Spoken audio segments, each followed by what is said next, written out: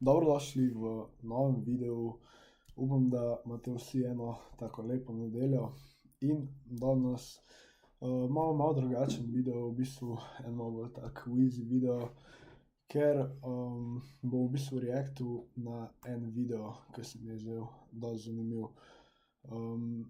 Že v bistvu zaradi tega, ker mislim, ta teden se ni neki ful preveč zanimivih stvari zgodil, več ali manj.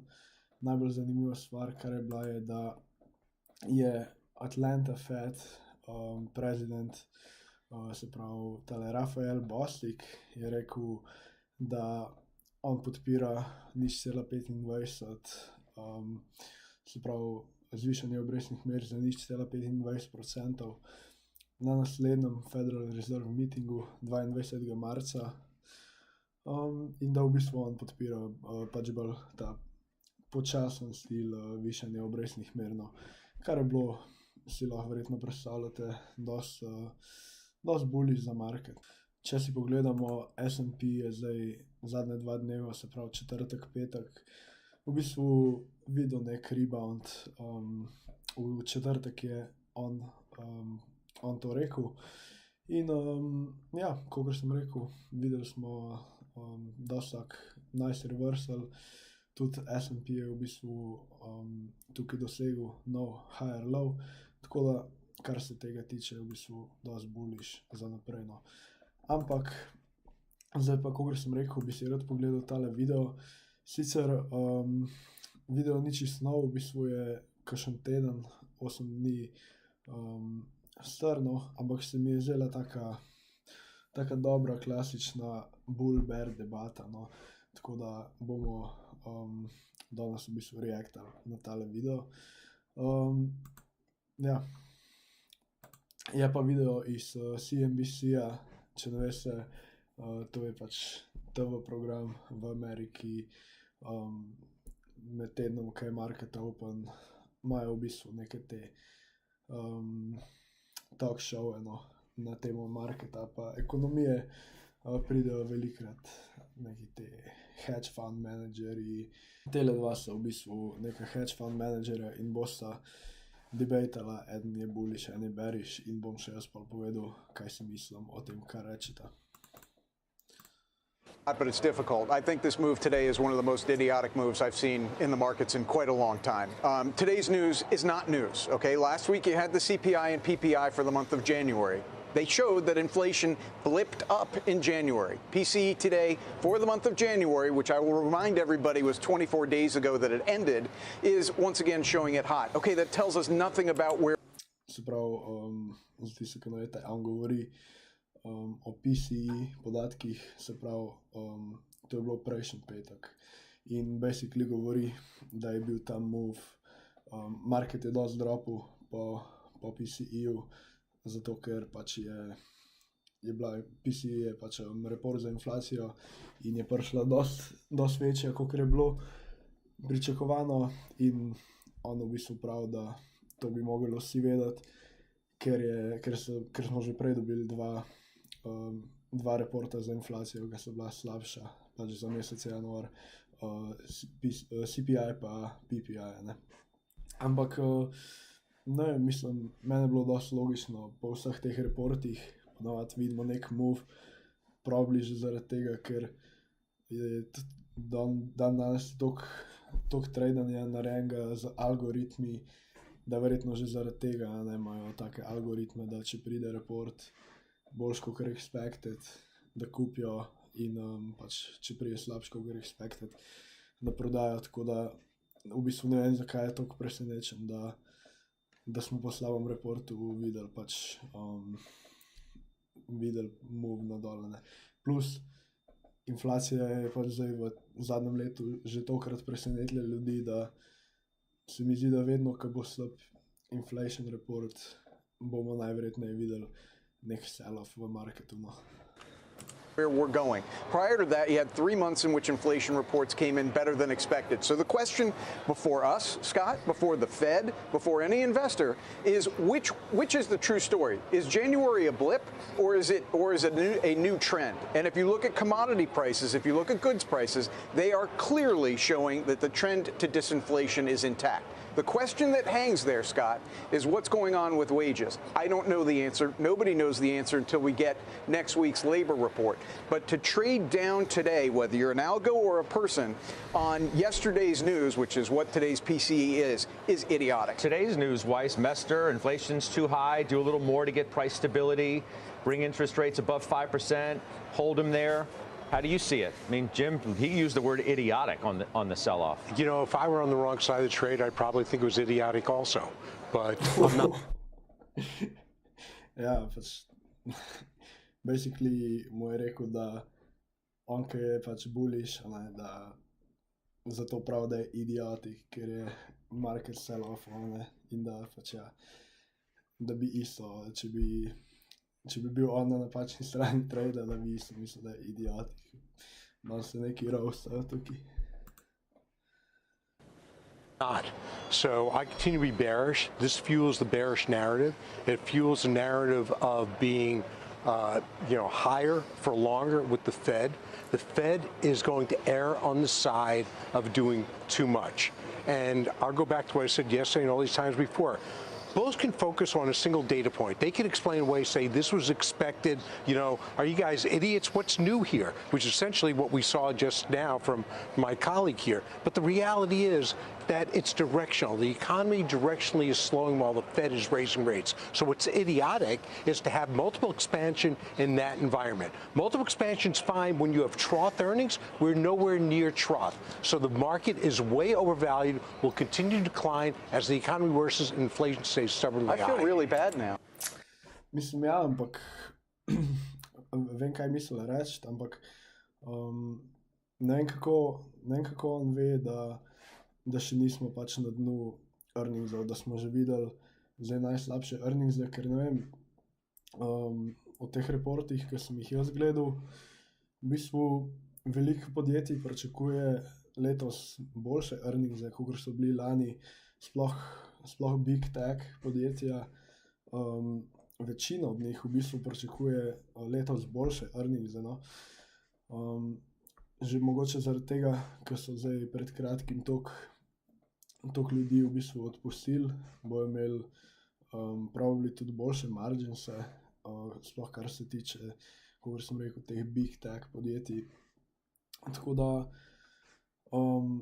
razumem, kaj misli, ja, da multiple expansion, se pravi, kaj to sploh pomeni, recimo, če je imel prej S&P v povprečju recimo 16 PE, price to earnings ratio, pa ga ima zdaj 18, je to multiple expansion in on pravi, da to nima smisla, ker še nismo videli dna pri earningsih, ampak ja, kot sem rekel, mogoče pa smo videli že to dno.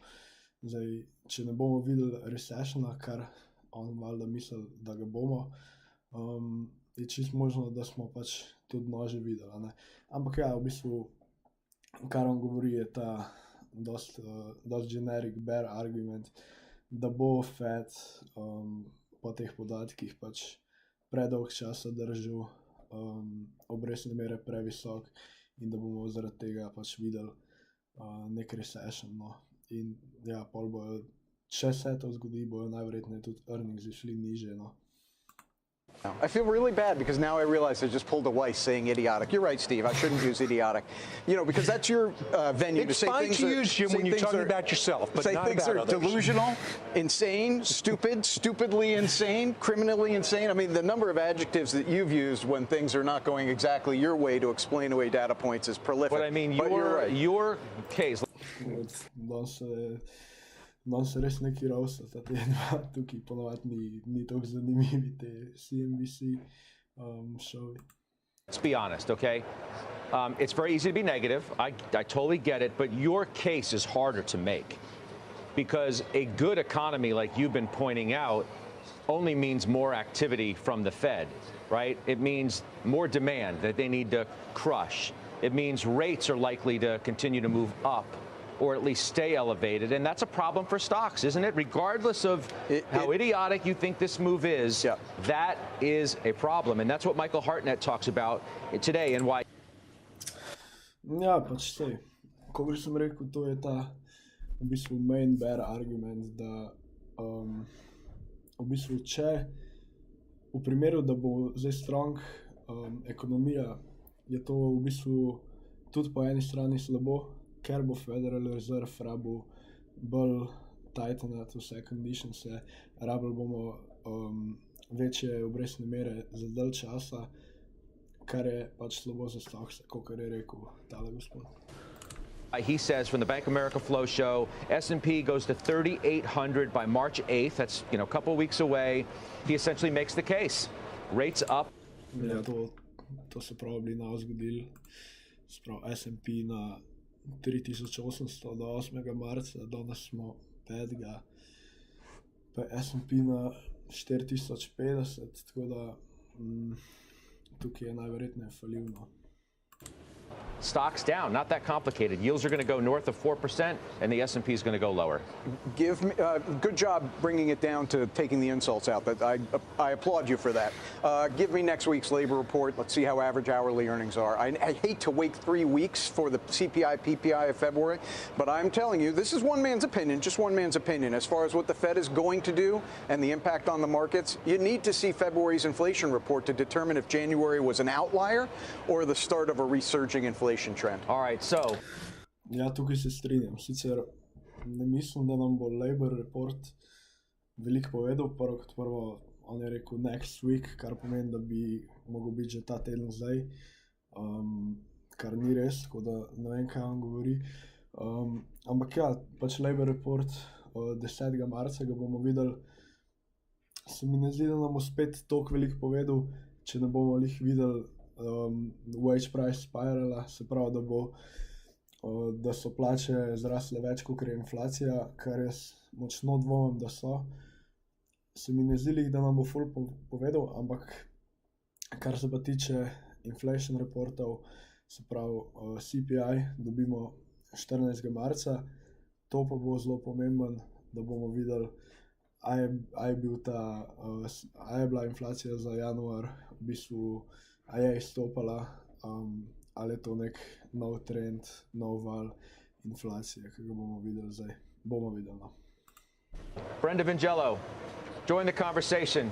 Weigh in on this little mini debate that we've had to start the show here on the desk.